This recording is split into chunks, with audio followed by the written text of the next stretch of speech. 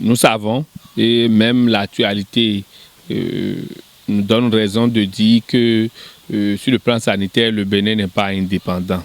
Nous n'allons pas nous cacher, voiler la face, le Bénin n'est pas indépendant. N'empêche, nous le savons, tout le monde sait, même les grands hommes le savent, que chaque peuple trouve toujours des solutions aux problèmes qui se posent à lui à partir de sa culture. C'est ce que les Chinois ont compris très tôt et ont instauré des systèmes pouvant permettre aux Chinois de développer à partir de leur culture beaucoup de produits thérapeutiques made in China. Donc en fait c'est ça. Et nous avons la possibilité nous-mêmes au Bénin de faire pareil. Il suffit qu'il y ait un accompagnement politique, qu'il y ait une volonté politique pour sensibiliser et orienter, former, si possible, les thérapeutes. Et ça vient. Il y aurait eu beaucoup de produits qui auraient eu même l'autorisation de mettre sur le marché, des produits médicaments traditionnels améliorés qui pouvaient être même placés dans les officines parce que répondront aux normes. Si nos parents, nos grands-parents ont eu le temps de vivre un certain nombre d'années avec... ça ne veut pas dire qu'ils n'ont jamais souffert de maladies. Ils en ont souffert, mais ils ont trouvé des solutions à ces pathologies-là. Les solutions qu'ils ont trouvées, ces solutions-là demeurent et ont fait des générations, ont traversé le temps. C'est ça, je dis d'ailleurs, témoigne de l'innocuité de nos produits, de nos médicaments traditionnels améliorés. C'est vrai également qu'à l'étape actuelle, selon l'évolution du monde, nous ne pouvons pas occulter les bienfaits que nous font la science et les scientifiques. Voyez-vous. Donc, nous, thérapeutes également, nous pouvons profiter de la science pour évoluer. Également, tel que nos amis docteurs, aucun médecin n'a jamais fabriqué l'échographe pour faire l'échographie ou pour faire les trucs de radio et radiologie et tout ça. Ce ne sont pas les médecins qui ont fabriqué, c'est les scientifiques qui fabriquent les appareils, comme le portable que nous utilisons pour évoluer.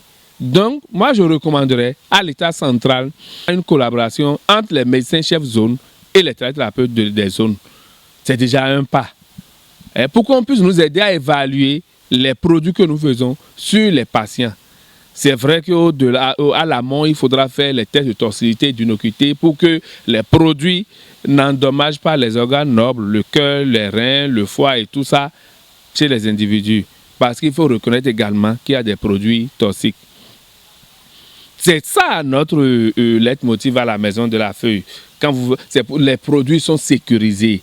Il y a d'abord cette sécurité de ne pas, en voulant se soigner, endommager ces organes nobles. Nos produits sont sécurisés à ce point.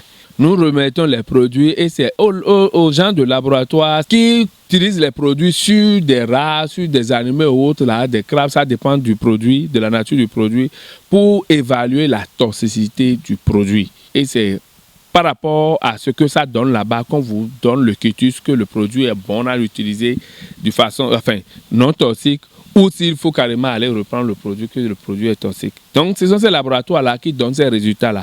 Donc, combien de thérapeutes ont les moyens de faire ces tests-là pour leurs produits? C'est là où l'État, normalement, devrait venir en aide aux thérapeutes pour les motiver à fabriquer des produits et à aller faire ces trucs-là avec une subvention. Donc, ça aurait contribué à l'avancée ou à l'amélioration de notre médecine traditionnelle. Et c'est à partir de ces niveaux-là qu'on pourrait commencer à penser à une indépendance sanitaire. C'est vrai qu'en 1984, le général Mathieu Kérékou, dans cette optique-là, avait installé les thérapeutes centre hospitalier départemental de Porto-Novo. Mon papa était l'un des pionniers de cette collaboration. Il m'en a parlé tout le temps. Ça a échoué. Et Kérékou, feu général Mathieu Kérékou, avait compris quand il avait installé les thérapeutes pour qu'il y ait une collaboration, une complémentarité entre les deux ordres de médecine. C'est vrai qu'il y avait une complémentarité, mais elle n'était pas objective et sincère. Il a manqué un peu de sincérité et de retour au niveau des médecins conventionnels. Moi, je prends ça pour un problème d'ego. Par rapport au nombre d'années de formation que les médecins ont fait et tout ça, je profite pour signaler qu'il y a la Maison de la Feuille ici pour tenir la garde. Il faut avoir fait 9 ans dans notre institut de formation de recherche en médecine traditionnelle pharmacopée ancestrale. Donc également en médecine traditionnelle, c'est un long parcours. C'est tout un champ d'expérimentation. Je demanderais aux uns et aux autres que dans la prise des médicaments ou dans la fabrication des médicaments, qu'il n'y ait pas de spontanéité, qu'il n'y ait pas de génération spontanée en médecine traditionnelle. Il faut aller à son école. J'inviterai les gens à toujours aller vers les spécialistes, aller vers ceux qui ont fait leurs preuves. On peut leur indiquer des plantes dont on a connaissance de la toxicité ou de la non-toxicité. Quand c'est le spécialiste qui vous recommande ou qui vous conseille d'utiliser telle feuille et telle feuille pour tisane sur 7 jours à raison de telle posologie, vous pouvez l'utiliser. Mais ce n'est pas une raison de devenir un thérapeute à partir de cette recette-là et de divulguer ça sur les réseaux sociaux ou de partager ça à des gens ou d'indiquer ça à des gens pour qu'ils se mettent à utiliser. Parce que les problèmes peuvent être similaires, mais les causes ne sont pas les mêmes. Et nous recommandons des feuilles ou des tisanes, des recettes en fonction non seulement des causes, des problèmes, mais de l'organisme de l'individu. Donc, il y a des paramètres dont peut-être les gens ne tiennent pas compte dans les recettes où tout le monde, à partir des réseaux sociaux, tout le monde est devenu traducteur. Ce n'est pas possible.